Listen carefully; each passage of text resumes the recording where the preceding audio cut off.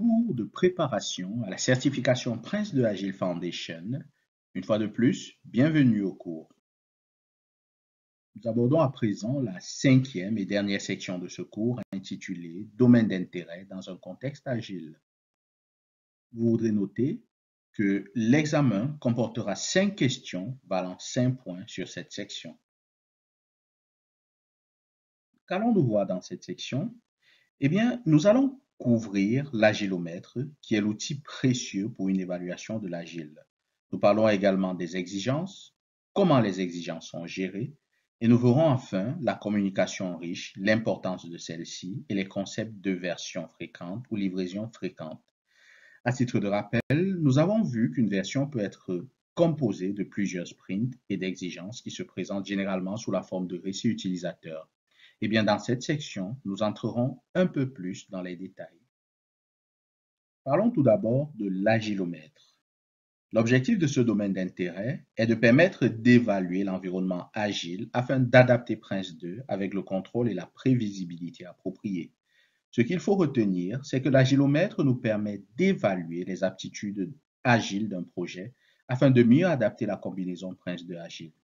L'évaluation de notre aptitude à l'agilité se fait tout au long du projet, par exemple pendant les rétrospectives, mais de manière spécifique, une évaluation importante va se faire au cours de l'avant-projet et de manière plus détaillée au cours de la séquence d'initialisation. Il y a donc 2 points focaux pour l'évaluation ici. L'avant-projet, avec le résultat de cette évaluation préliminaire inscrit dans l'exposé du projet, et le deuxième point focal, la séquence d'initialisation, avec plus de détails et le résultat inscrit dans la DIP. Ces informations permettront au comité de pilotage du projet de prendre les bonnes décisions en termes d'adaptation de Prince 2 Agile. Considérez les exemples d'utilisation de l'agilomètre qui sont donnés ici et notez en particulier les propositions d'adaptation qui sont données justement par rapport à un résultat de l'évaluation agile. Nous verrons d'autres exemples dans cette section. Mais avant, répondons à cette autre question importante. Qui réalise l'évaluation agile? Eh bien, l'évaluation est réalisée par le chef de projet en collaboration avec les parties prenantes.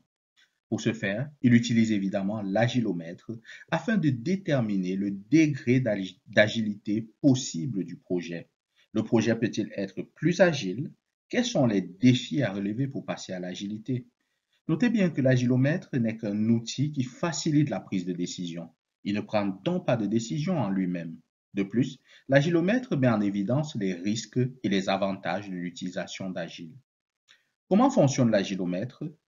Il y a 6 domaines ou catégories clés qui sont évaluées sur un curseur et une valeur est donnée à chacun d'entre eux. Chaque curseur est séparé et ne peut être combiné avec d'autres pour générer une note moyenne. Par conséquent, si une valeur est faible, il faut essayer de l'améliorer pour passer à l'agilité. Il ne s'agit pas ici d'obtenir une moyenne, mais plutôt d'évaluer chaque domaine séparément, d'où le fait que l'agilomètre ne prend pas de décision. Il ne dit pas qu'un projet est agile ou non, il montre plutôt les domaines pertinents et leur évaluation. Voici à quoi il ressemble.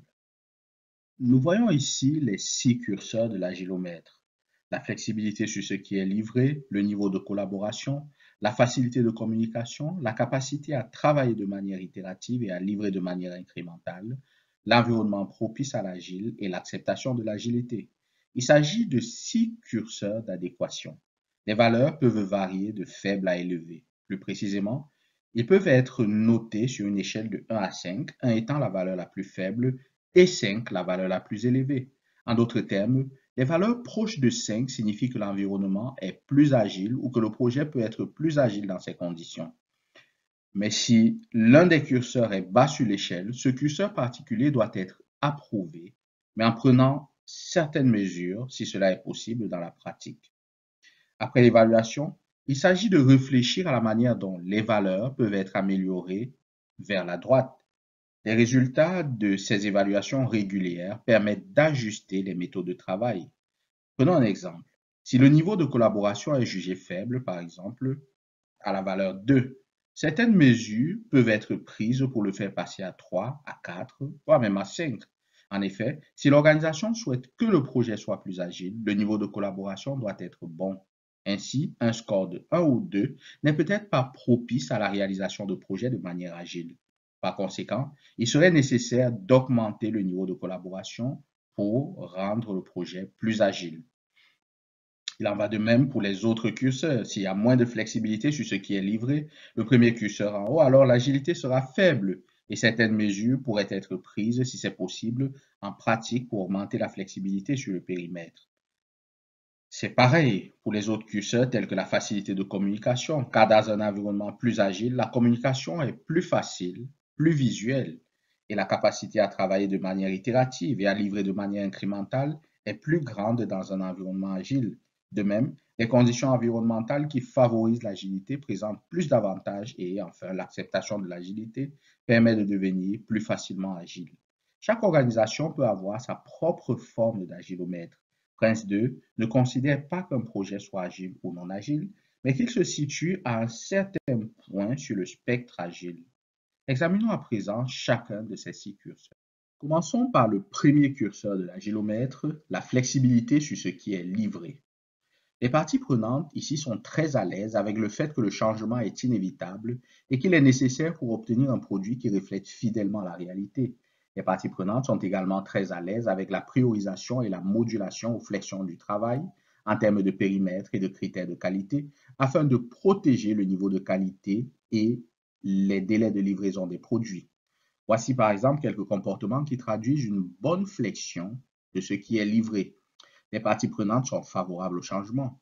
L'agilomètre porte sur la flexibilité de ce qui est livré. Les parties prenantes sont donc favorables au changement.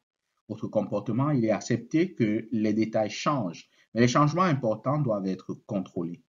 Tout est priorisé en utilisant des techniques telles que Moscou. Nous verrons plus loin ce que c'est que Moscou. Il est entendu par tous que l'assouplissement ou la flexion de ce qui est livré protégera les délais et la qualité, et plus particulièrement qu'il empêchera de réduire le contrôle de la qualité et des tests. Les tests de qualité, c'est ce dont il est question ici. Le redimensionnement du périmètre et l'établissement des priorités seront un exercice d'équipe, mais ils sont dictés par le client. L'acceptation du changement au niveau des détails permet d'obtenir des produits plus fidèles. En effet, lorsque les changements sont effectués au niveau des détails, l'équipe de projet peut se rapprocher de ce que souhaite le client en fonction de l'évolution de ses besoins et des besoins émergents. Le niveau de collaboration est le curseur suivant de l'agilomètre. Lorsque le score est de 5, cela signifie que le niveau de collaboration entre toutes les parties concernées est très élevé, qu'il existe une culture d'équipe unique et d'excellentes relations de travail, tant en interne qu'en externe, et que le niveau de confiance est élevé et le désir d'être utile existe. Voici également les comportements qui traduisent un bon niveau de collaboration propice à l'agile. Il existe une culture d'équipe unique au sein de l'équipe de projet. Il existe une relation de partenariat entre le client et le fournisseur. Il n'y a pas de silo ni de cloisonnement. Il n'y a pas de fardeau associé à des événements du passé. Il n'y a pas de reproches basés sur les erreurs commises dans le passé, par exemple, au sein de l'équipe. La confiance et l'écoute caractérisent le comportement des personnes impliquées. Les gens travaillent rapidement, sont serviables et veillent les uns sur les autres. Il n'y a pas de culture du blâme. Il n'y a pas de culture du blâme avec des mails CC ou carbon copy ou des mails en copie conforme. Car, et vous l'avez sans doute observé dans vos organisations, lorsque trop de mails avec des copies conformes commencent à sortir, il y a un problème que l'on tente d'escalader. En outre, une bonne communication ou collaboration ne consiste pas simplement à ajouter des gens à copie de mail. Autre comportement qui traduit un bon niveau de collaboration, c'est qu'on accepte que des erreurs se produisent en raison du caractère informel de certaines communications. Passons à présent au prochain curseur de l'agilomètre qui est très proche de la collaboration. Il s'agit ici de la facilité de communication. Dans un environnement très agile, la communication est très facile entre toutes les parties concernées. L'environnement est riche en communication avec beaucoup d'interactions en face à face et les informations visuelles sont facilement disponibles sous forme de prototypes et de modèles. La récupération d'informations est également facile afin de référencer les connaissances, les informations ou les données historiques ou actuelles. On a également des comportements qui traduisent la facilité de communication. Vous avez les niveaux de visibilité et de transparence qui sont très élevés. Il y a des plans sur un mur, il y a l'utilisation des radiateurs d'information dont nous avons parlé, des graphiques de progrès, d'avancement et bien d'autres techniques qui permettent de rendre l'information visible. Autre comportement, une grande partie de l'information est gérée d'une manière peu technique ou low-tech, c'est-à-dire plus humaine. Autre comportement, le nombre de personnes travaillant au même endroit est élevé, ce qui améliore la communication. Il n'y a pas trop de bureaux complètement fermés ou de cloisonnement inutile au sein de l'équipe. Autre comportement, lorsque la situation n'est pas idéale, par exemple l'équipe est physiquement dispersée, des mesures sont prises pour réduire l'impact.